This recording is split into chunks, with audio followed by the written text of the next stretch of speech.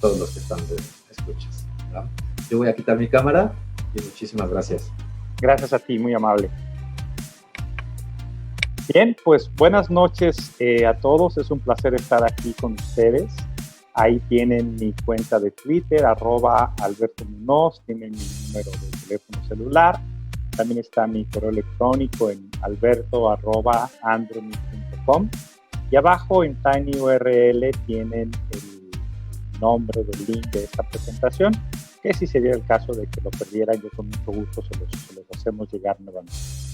El tema del día de hoy es un tema que me apasiona, es un tema en el cual me he ido adentrando con el paso del tiempo y nunca escatimo en reconocer que ha sido justamente una colección de algunas experiencias que han sido hasta cierto punto infranqueables y indeseables, malas experiencias con este asunto de la propiedad industrial y la propiedad intelectual, la que me ha permitido ir ganando experiencia y lograr conjuntar un acervo importante de lecciones que quiero y con mucho gusto comparto con ustedes, con esta comunidad que está creciendo cada vez más y que donde entra es posible .org justamente a tratar de apalancar nuevos mecanismos de interacción para poder promover ese desarrollo que tenemos que hacer juntos en este país.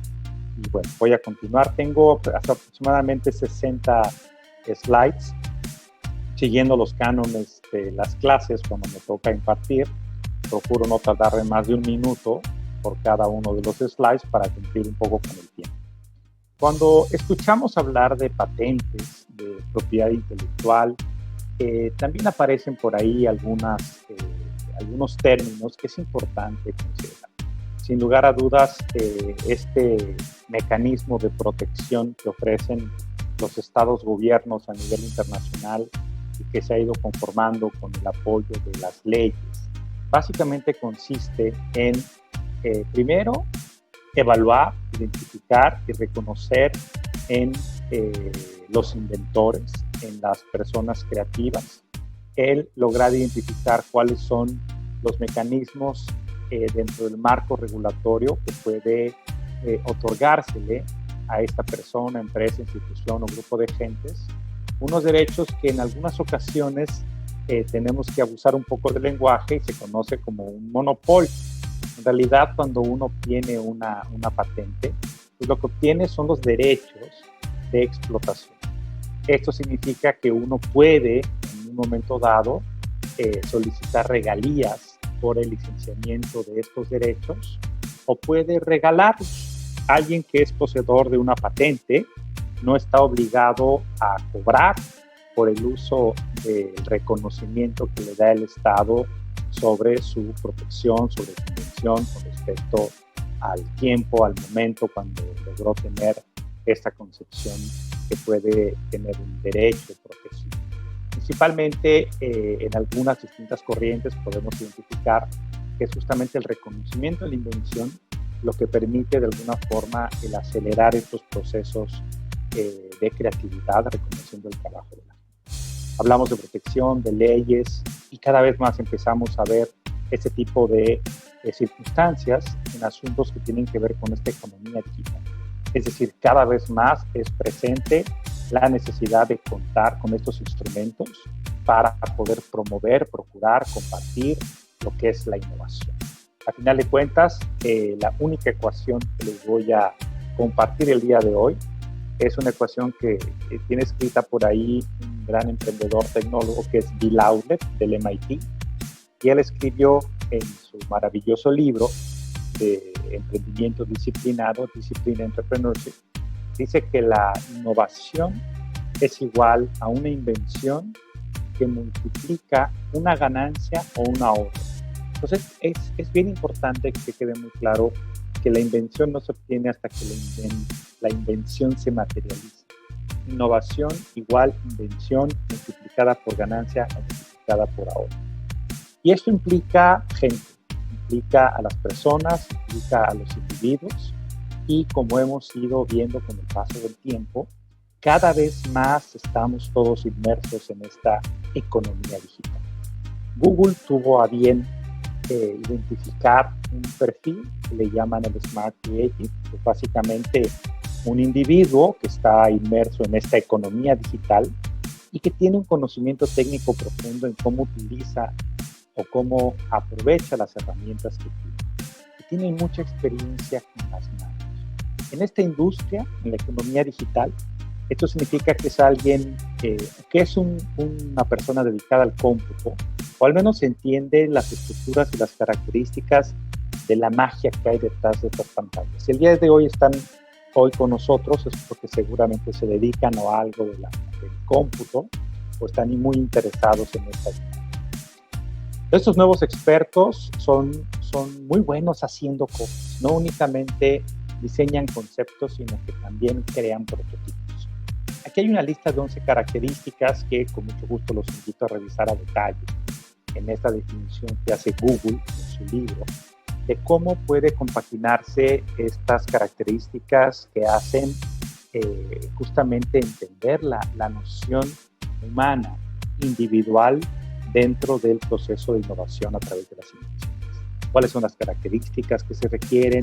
El entender lo que es la competitividad, el entender lo que es hacer negocios, la importancia de las capacidades analíticas, por eso hace mucho referencia a que el Smart Creative tiene un conocimiento técnico profundo. Y todas estas características aunadas en un espacio adecuado permiten justamente promover estos conceptos de las invenciones.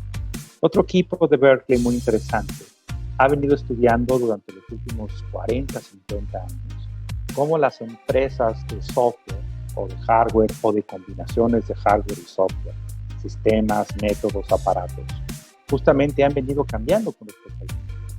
Y esto ha permitido que algunas empresas puedan sobrellevar de una manera mucho más efectiva los vaivenes de la economía, las crisis como esta que estamos viviendo en la actualidad.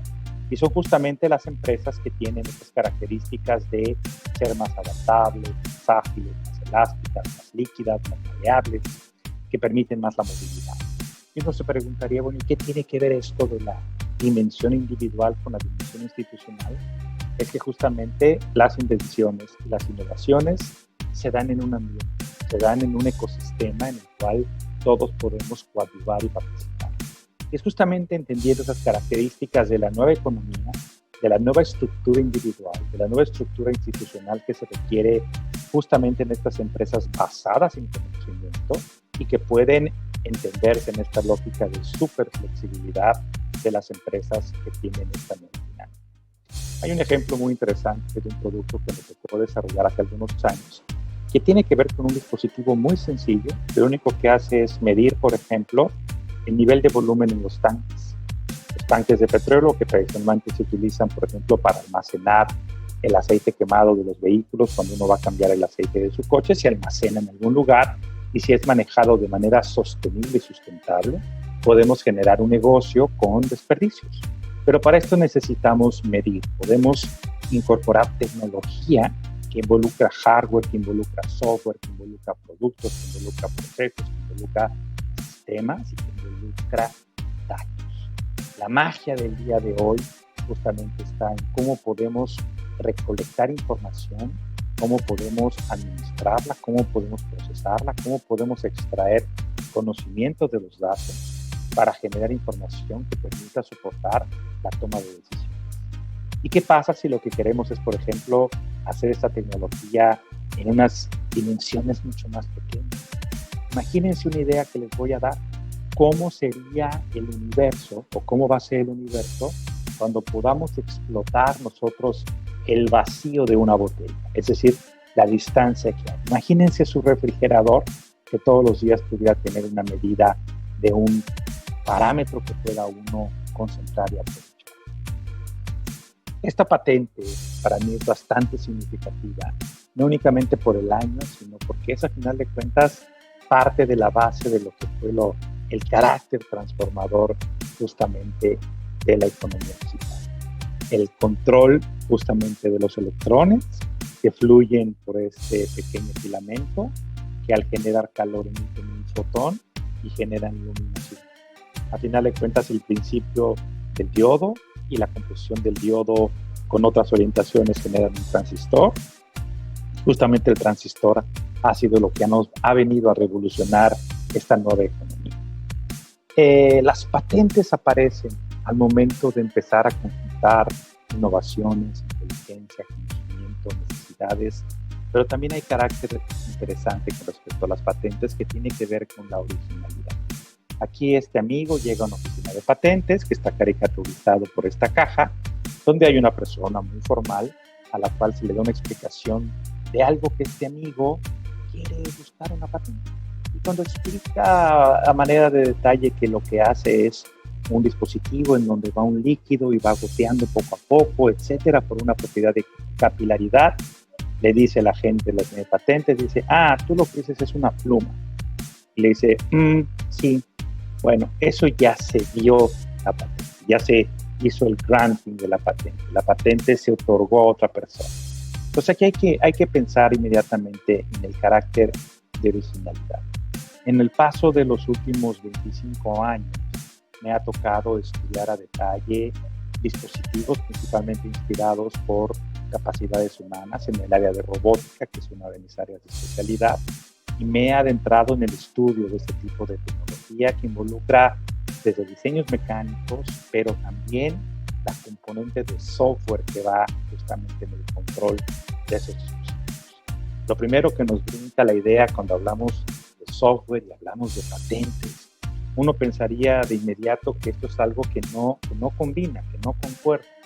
Pero bueno, pasa que uno se echa un clavado en alguna base de datos de patentes y uno puede encontrar justamente que uno puede conjuntar el conocimiento de un método, una metodología que puede estar descrita por un algoritmo tan sencillo como este que permite, por ejemplo, que esta manita agarre un objeto. Esta es otra patente. Esta es la patente de una mano robotizada. Y esta es la patente de un método que integra características de aparatos para llevar a cabo una aprehensión mecánica inteligente. El año 1994. Es decir, ya hace más de 25 años se ha venido desarrollando con una bastante aprobación, con una bastante, uso, el conjuntar métodos y aparatos para generar sistemas completos y bastante complejos. Aquí hay dos ejemplos de un sistema mecánico y aquí hay el ejemplo de un método que tiene básicamente su función en un aparato mecánico para hacer aprehensión de objetos. Ahorita ustedes, la mayoría vivimos en esta época donde la búsqueda de patentes es muy sencilla. Hace 25 años que empezaba yo a incursionar en este estudio de las patentes, uno tenía que ir a una mediateca, conseguir un pedacito de filmina con un negativo, con una fotografía y buscar manualmente los parámetros y las palabras que necesitábamos para nuestro estudio. Ahora en la actualidad, el acervo tecnológico, el acceso al acervo tecnológico de la humanidad está disponible en 2 clics. Tienes que tener internet, basta que tengas Google u otro buscador y puedes entrar a bases de datos de patentes y tienes acceso a conocer la base de conocimientos tecnológicos de la humanidad. Muchos de estos documentos que vas a encontrar o patentes ya expiraron, pero te sirven para aprender. Y aquellas que no han expirado, pues bueno, no te metas en ese tema, puedes buscar diferenciaciones de patentes que ya existen, pero también puedes entender qué cosas no existen y en qué cosas vale la pena invertir tiempo. Siempre los científicos, cuando estamos en la búsqueda de ese reconocimiento y lograr que nuestro trabajo tenga impacto, buscamos tratar principalmente de publicar artículos. Y qué mejor cuando publicamos artículos en revistas indexadas o podemos publicar artículos en libros. Yo me sentía muy orgulloso en 1996 porque logré, con mis colegas alemanes, publicar un artículo en un libro. Y aquí, como ven, pues es justamente nosotros lo que hacíamos era estudiar leyes de control inteligentes para controlar manos robotizadas que podían manipular objetos. Y hasta ahí todo iba muy bien. Nos encantaba publicar artículos, sabíamos ligeramente de las patentes, pero no entendíamos a cabalidad el universo que viene detrás de una patente. Primera lección: cuando vas a trabajar en innovación tecnológica, tienes que tener un margen muy claro de referencia de lo que son los fundamentos de lo que estás tratando. Es decir, hay que estudiar. las bases con otras patentes que al final de cuentas conforman el soporte histórico que permite tener la validez de una nueva idea que puede ser publicada.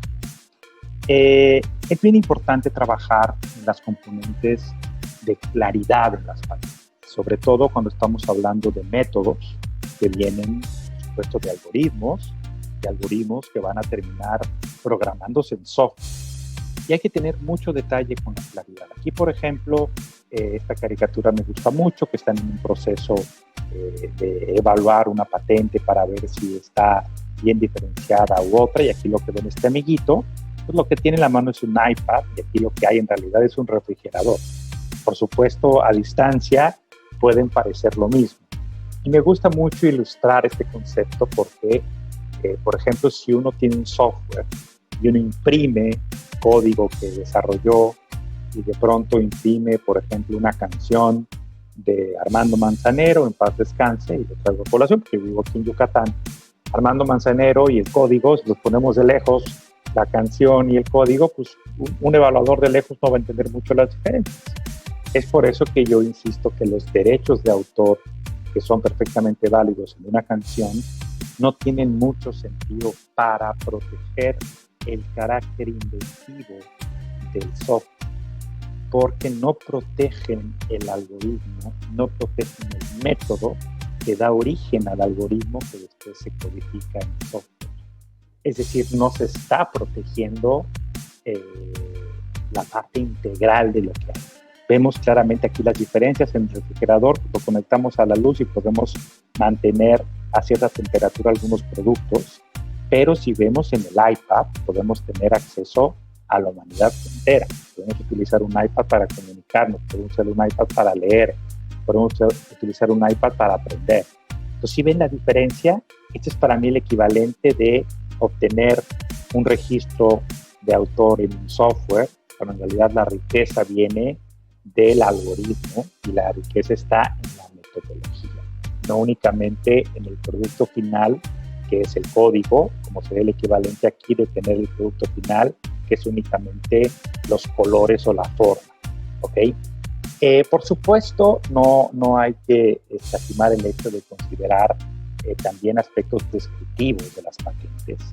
Uno puede encontrar en los documentos de patentes ilustraciones que ejemplifican o simplifican procesos mucho más complejos. ¿Recuerdan la foto que se veía al final en la imagen de un artículo que estoy muy orgulloso de haber publicado con mis colegas alemanes? Pues bueno, hace algunos años justamente me tocó tener esta experiencia que me gusta ilustrarla en el sentido de ver las posibilidades que hay de promover políticas públicas de innovación justamente y la relación con las universidades.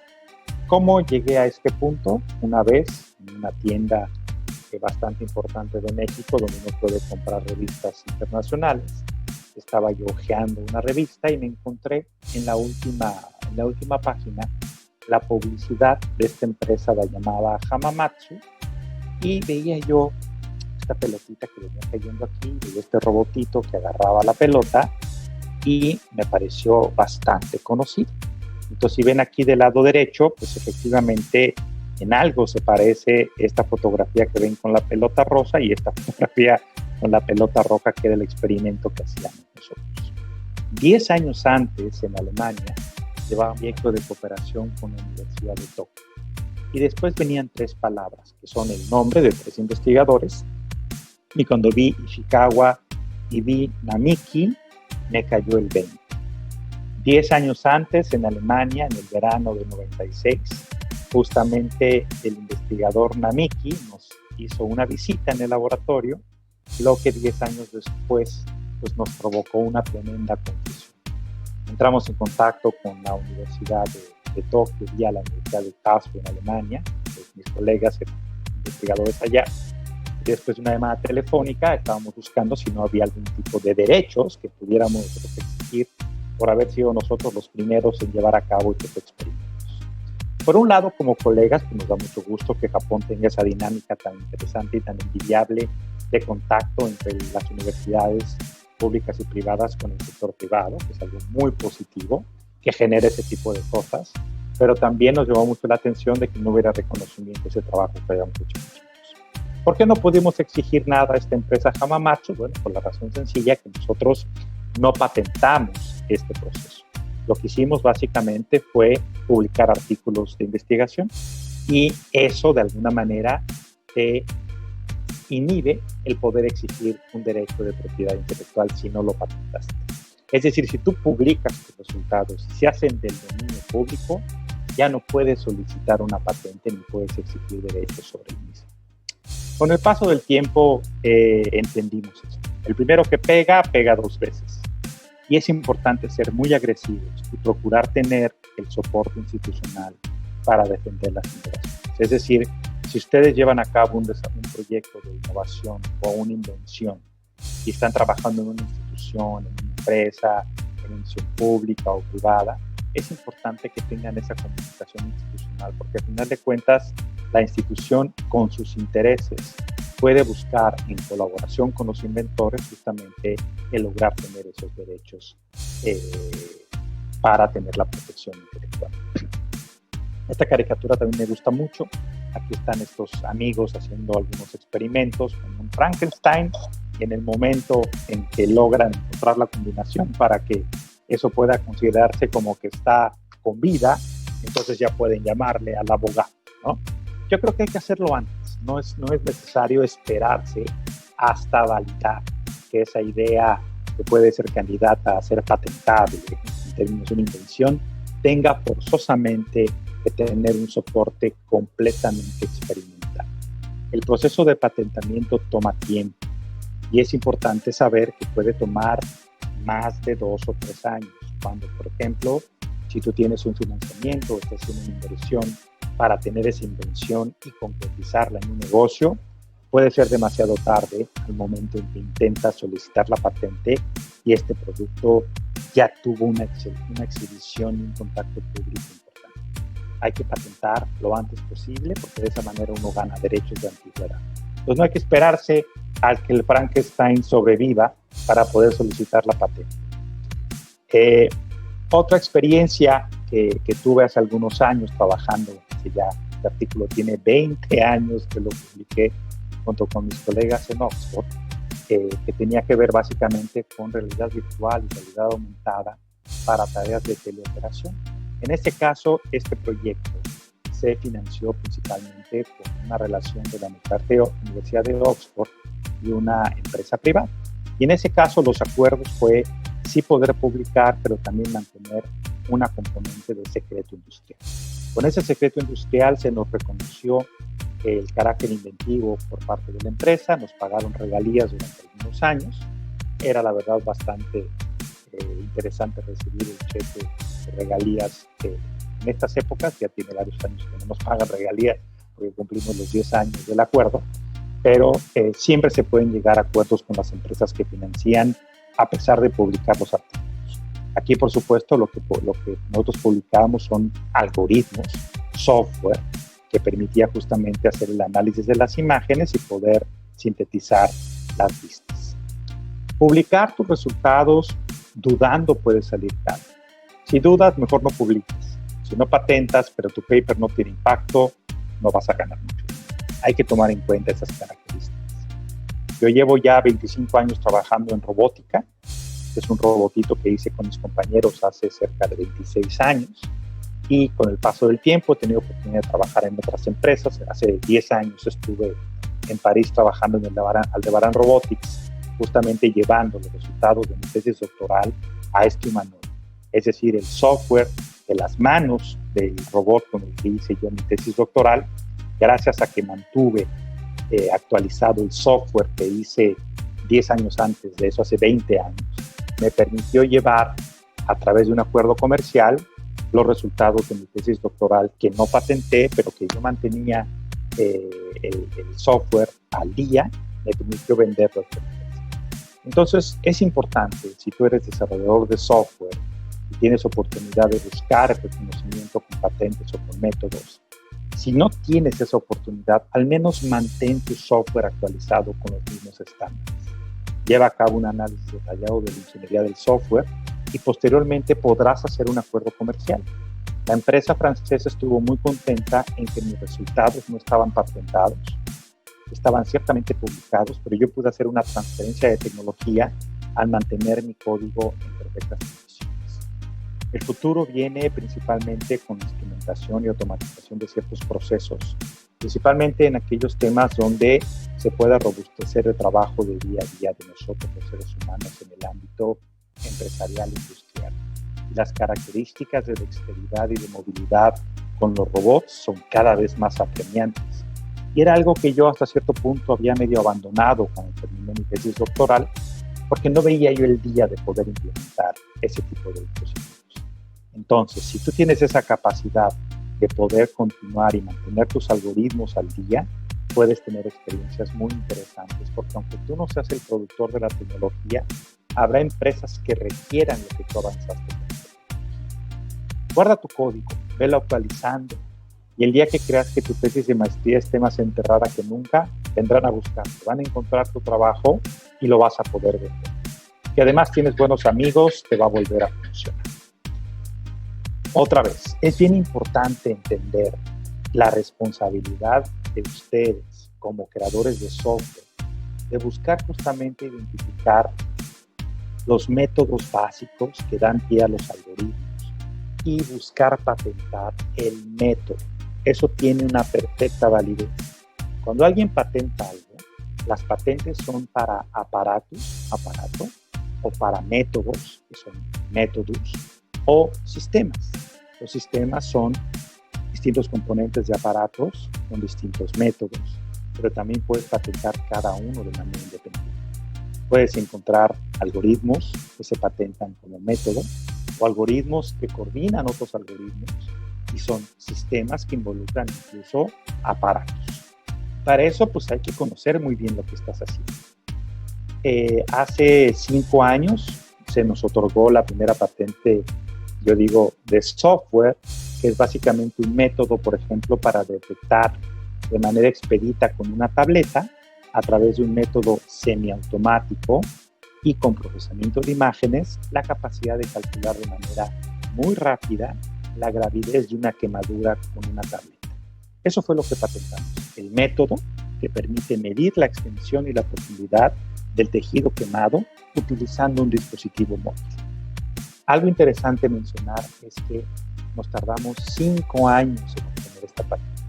La patente entró en agosto de 2010 y recibimos esta patente otorgada en 2015. Al principio uno cree que está peleándose con el INPI, y con el paso del tiempo uno entiende que el INPI es una gran institución.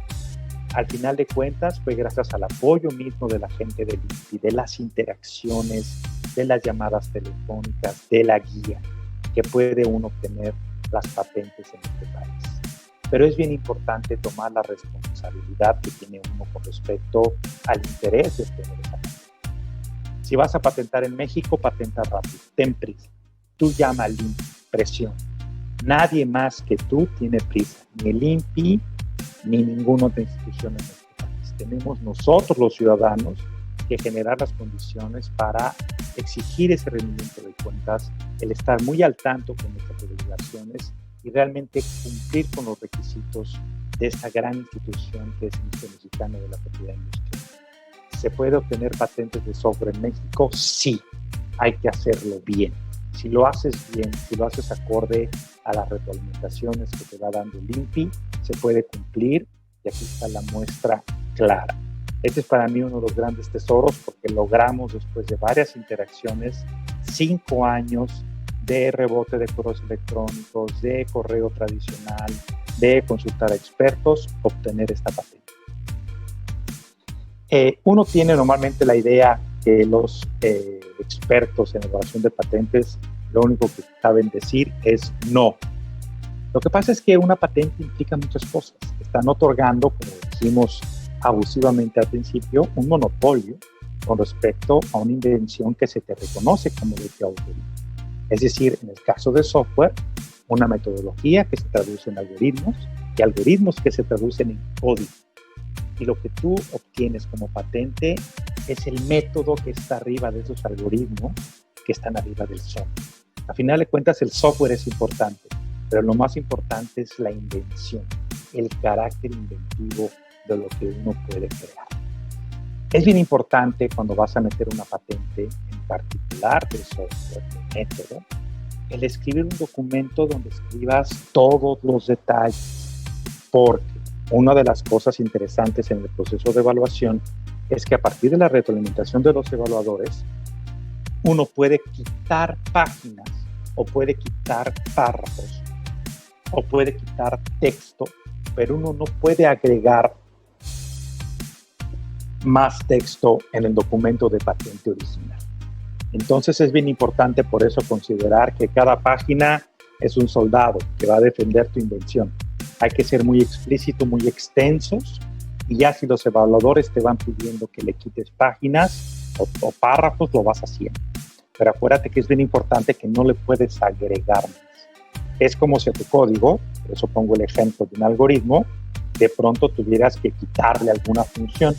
Bueno, si la empaquetas en otra parte del código, tu programa va a seguir haciendo lo mismo. Pero hay que explicar la magia de las funciones de lo que uno está diseñando. También otra experiencia que tuve con el diseño de tecnología de hardware para monitoreo biomédico fue tecnología para poder calcular de manera inteligente, por ejemplo, tendencias en el desempeño de ciertas estrategias de control para enfermedades cardiovasculares, que tienen que ver al final una relación directa con la alimentación y con el ejercicio. Una de las tecnologías que desarrollábamos permitía justamente a los pacientes controlar sus niveles de hemoglobina glucosilada desde una zona de control a partir del monitoreo. Y con eso generamos algunas patentes en Estados Unidos que involucraban justamente hardware, pero básicamente software y algo de cosas o conceptos modernos como redes sociales para poder generar la información y poder hacer que los pacientes puedan tener una autorregulación controlada por los datos y por otras personas. Con esta experiencia de tecnología nos enfrentamos a varios paradigmas interesantes del hecho de llevar una invención desarrollada en México a otros países como es en Estados Unidos. Es bien importante considerar 3 aspectos fundamentales para las patentes a nivel internacional que tienen que ver con el landscaping, el patentability y el freedom to open, que tiene que ver con encontrar el espectro completo de la aplicación de tu patente, analizar el hecho de que lo que vas proponiendo sea patentable, que sea original, que tenga antecedentes robustos, que sea perfectamente explicativo, que tenga un carácter de dimensión humana y que tenga sobre todo una aplicación industrial y una aplicación empresarial. Y el freedom to operate es que este proceso no te complique el hecho de que estés utilizando otras componentes. Porque como bien decía Isaac Newton, él no era el gigante, él estaba parado en los hombros de gigantes. Cada patente que vas a solicitar tienes que tomar en cuenta y hacer un análisis pormenorizado de lo que ya existe.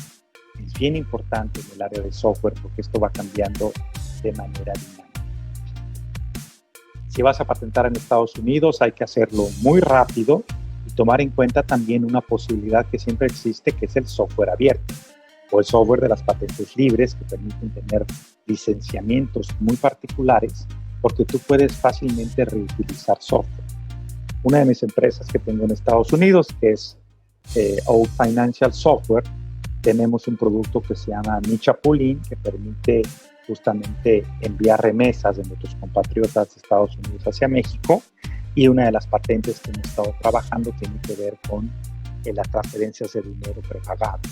Y aquí es otra vez software que tiene mucho interés para poder ser patentado en términos de metodología, y hay algunos componentes de software abierto que se pueden integrar. A final de cuentas, el software abierto también pasa por un tipo de licenciamiento, que es el licenciamiento libre, donde tú puedes utilizar perfectamente pedazos de código. Si llevas a cabo alguna modificación, tienes que reportarlo. Y si tú quieres cobrar por el software, lo puedes hacer. Pero si lo quieres dar libre, también lo puedes hacer. No hay ningún conflicto en el reconocimiento de cómo puedes tú obtener la patente de un método a utilizar software libre. Son cosas completamente diferentes. Es bien importante también buscar justamente el tener buenos bufetes de abogados que te puedan apoyar en este proceso. Uno se preguntaría, bueno, ¿y en qué consiste los derechos de invenciones de software en términos de métodos? Venimos pasando ahorita del 14 de febrero, donde dicen que hay páginas en internet, dicen, yo no estoy seguro, donde uno puede conseguir pareja, tanto para chicas como para chicos, o cualquier combinación. Y aquí los invito a que vean justamente el nombre de la empresa, eHarmony. Esta empresa lo que te invita a hacer básicamente es a llenar un cuestionario, y algo que no saben quizás es que eHarmony tiene patentados 2 algoritmos que permiten facilitarle a muchas parejas encontrarse en este mundo virtual. Si ustedes ven o buscan a detalle la patente 6.735.568, van a ver que es una patente que se le otorgó a la empresa eHarmony el 11 de mayo de 2004. ¿Qué es esa patente? Pues es un método y un sistema para identificar personas que tienen una gran probabilidad de tener una relación interpersonal exitosa. ¿En qué consiste ese método? Ustedes pueden bajar perfectamente la patente y leerla, pero en resumen son 4 pasos. Pide al candidato que llene un cuestionario, mete los datos a una matriz de álgebra lineal, corre una descomposición de valores singulares, que es un método de álgebra lineal para factorizar matrices, y vas a encontrar aquellos parámetros que corresponden con una persona con otra en el espacio imaginario, que es justamente parte de la solución de esa descomposición de valores singulares. Si no saben lo que es una descomposición de valores singulares, pues bueno, se meten a Wikipedia y ahí pueden encontrar que el SVD es una factorización de matrices, en la cual te va a dar en la matriz diagonal, cuando lleve a cabo la factorización, aquellos indicadores de cuáles son las máximas correspondencias entre las parejas. ¿Se puede patentar el software para ayudar a la gente a tener pareja? Sí. ¿En qué concluye ese tipo de patentes? En servicios web que generan millones de dólares a los creadores de estas invenciones. Algo interesante, esta patente justamente expiró en el año 2019. A los 15 años que se cumplía de que se otorgó la patente, al día siguiente cualquiera podía utilizar este algoritmo y poner un servicio web. Las patentes expiran, las patentes tienen un tiempo de vida. Cuando uno escucha de la medicina de patente, pues son básicamente medicinas que se fabrican a partir de patentes que ya expiraron. Los productos no son de mala calidad, únicamente que no están basados justamente por el propietario inicial de esa patente. Lo mismo pasa con un servicio web. Las patentes expiran, las patentes tienen un tiempo de vida. Cuando uno escucha de la medicina de patente, pues son básicamente medicinas que se fabrican a partir de patentes que ya expiraron. Los productos no son de mala calidad, únicamente que no están basados justamente por el propietario inicial de esa patente. Lo mismo pasa con las patentes de métodos que pueden expirar y que pueden permitir utilizar. Vamos a hacer un resumen muy rápido de lo que llevamos hasta ahorita. Ya vamos bastante avanzados en ello. Pero como resumen, el software surge de un algoritmo. El algoritmo surge de un método. Methodus es el latín que viene de método. ¿Okay? Es importante, si van a tener la supervisión o la ayuda de un abogado para hacer su documento de patentes, yo también por supuesto les puedo ayudar con la experiencia que tengo. El abogado tiene que ser bueno, tiene que saber esta lógica, algoritmo, método, software, ¿ok? La tecnología va más rápido que la ley y esto va cambiando de manera constante. Voy a adelantarme muy rápido nada más para ponerle ejemplos de cuál puede ser el impacto de tener una buena cultura de patentes. Seguramente conocen esta empresa Waze, que es una app que corre en teléfonos móviles y que permite estudiar el tráfico, acelerar un poco la movilidad, etc. Cualquiera pensaría que es una cosa muy sencilla, pero bueno, hay que saber un poco de la historia. Este genio que es Zuri Levine, además de haber creado bastantes empresas antes de llegar a poder venderle Waze a Google en $1,400 millones, tuvo la disciplina de ir patentando todos y cada una de las invenciones relacionadas con Waze. Aún antes de tener la capacidad de tener los teléfonos móviles, este genio ya sabía, con toda la experiencia que fue teniendo y con todo lo que fue obteniendo de patentes, combinaciones de dispositivos, sistemas y métodos, que fue justamente lo que le dio el soporte para vender Waze a la empresa Google en 1.400 millones de dólares. Gracias justamente a toda la experiencia que él fue concretando, fue obteniendo patente tras patente, y eso fue en realidad lo que le dio el valor a la empresa. No una app en un teléfono, es todo el acervo de patentes que hay detrás.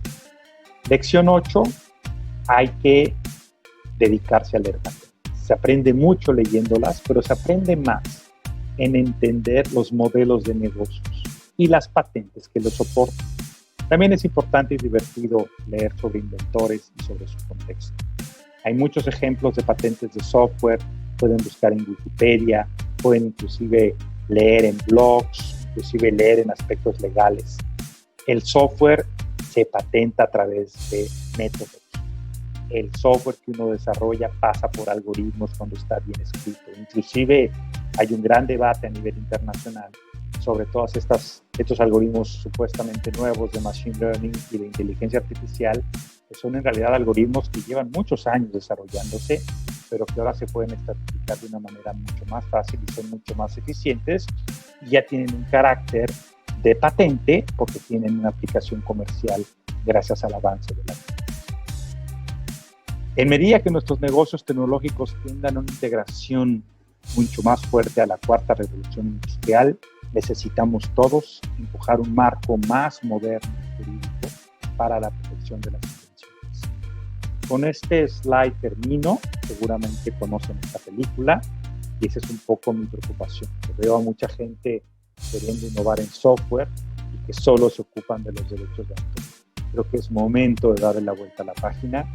Creo que una parte de nuestro subdesarrollo en términos de innovación en nuestro maravilloso país es porque no hemos sabido valorar a los inventores para apoyarlos en obtener cada vez más patentes de método que pueden ser licenciados y generar software en todo el planeta, inclusive en Marte y en otros planetas que vayamos a conquistar.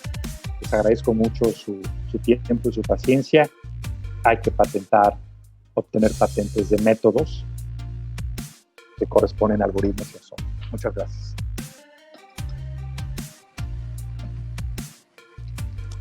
Muchísimas gracias, Luis. No sé qué les haya parecido, no sé si alguien tenga más preguntas, pueden añadirlas aquí. Todavía nos quedan unos 5 minutos por si hay algunas preguntas para el tutor. Este video va a estar en la página de Es Posible para que lo podamos revivir, y espero les haya gustado a todos. Muchísimas gracias por toda la información, esos ejemplos.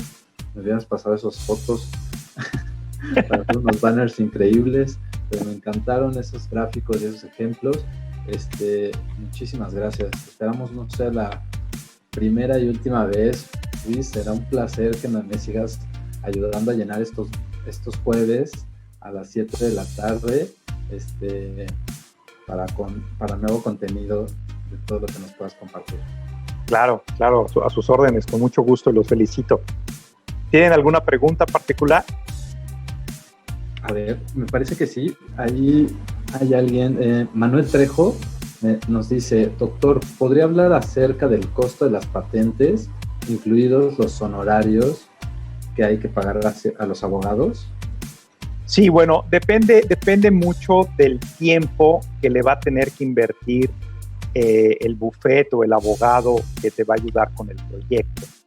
Yo siempre mi recomendación, para además asegurar el éxito de la obtención de la patente, es que el inventor termine casi hasta el documento de patente. Yo no le dejaría a un abogado, o me va a salir muy caro que el abogado invierta miles y miles de horas entendiendo qué quisiste hacer. Yo creo que debemos movernos a otro nivel de responsabilidad por la facilidad que hay ahora para editar los documentos. Antes era todo un arte escribir una patente, el tener acceso a un editor de texto, el tener acceso a un artista para hacer los dibujos. La verdad que el día de hoy ya podemos hacer todo lo necesario de una patente por nosotros mismos. Si fuéramos quizás pintores o tuviéramos otro tipo de profesión, quizás sería muy complicado, pero todos aquellos que hacemos software, tenemos también todas las capacidades para hacer nuestras propias patentes, nuestros documentos. Entonces yo creo que yo dejaría quizás la relación con algún bufete de abogados o algún amigo abogado que nos quiera ayudar, principalmente para afinar las reivindicaciones, que eso es justamente el carácter definitorio de la invención. En ese caso te pudiera hablar que depende de la madurez de tu proyecto. El costo que tú pagas por una patente para obtener los derechos de evaluación de la forma y luego del fondo son en realidad muy pequeños. Y más si tú eres un inventor independiente o eres una pyme, no debe de pasar de una cierta cantidad de salarios mínimos equivalentes que puede ir entre 1,700 pesos a 5,600 pesos, dependiendo en algunas ocasiones si hay promociones, etcétera. Entonces yo creo que es importante considerar eso. Ahora, en Estados Unidos hay una metodología que son las patentes provisionales, que cuestan entre $125 y $175, que vale mucho la pena porque se mete un documento muy ligero, se puede hacer inclusive en línea, y te da un derecho de antigüedad. Con esa patente provisional en Estados Unidos, tienes un año para terminar tu documento a detalle y ya después decidir si realmente vale la pena continuar el proceder del documento y si vale la pena invertirle. Porque también un buen consejo que les puedo decir es justamente que traten de identificar quién va a comercializar su invención una vez patentada. Porque a veces tenemos ciertas capacidades para inventar, para crear, para hacer métodos, algoritmos y para programación, pero muchas veces son otras las personas que se encargan de la comercialización. Y de pronto aquellos son los que pueden ser más interesados en apoyarte con el financiamiento de la obtención de la patente, y puedes llegar a un acuerdo con la empresa de que tú vas a ser el inventor principal y tú puedes cobrarle regalías a la empresa por la explotación de tu licencia.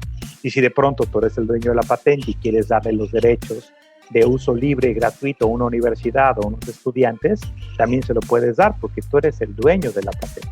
Tú sabes a quién le cobras. Eso es importante considerar. Excelente, Luis Alberto. Serían dos últimas, las voy a juntar. Aquí Pepe Santoyo nos dice: si ya cuentas con los derechos de autor de un software, ¿puedes patentar los métodos que dieron lugar al software? ¿Sí? Y bueno, otra persona se llama Eladio Rocha, nos está preguntando si se puede, si es posible utilizar framework y librerías para patentar el método de nuestro sistema. Sí, tienes que describirlas. O sea, la respuesta a la segunda pregunta es: tienes que describir el framework, tienes que describir las librerías si es que son de tu invención.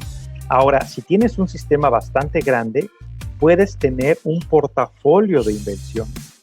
Ahorita estoy trabajando con una empresa en Querétaro que tiene un desarrollo de RPA, de Robotic Process Automation, para ciertas transacciones, y hemos ido descubriendo que tiene en realidad un portafolio enorme. Cuando yo le dije que había muchas posibilidades de un primer contacto que tuvimos, él pensaba que tenía solo una sola patente, pero no, ya salieron como 6.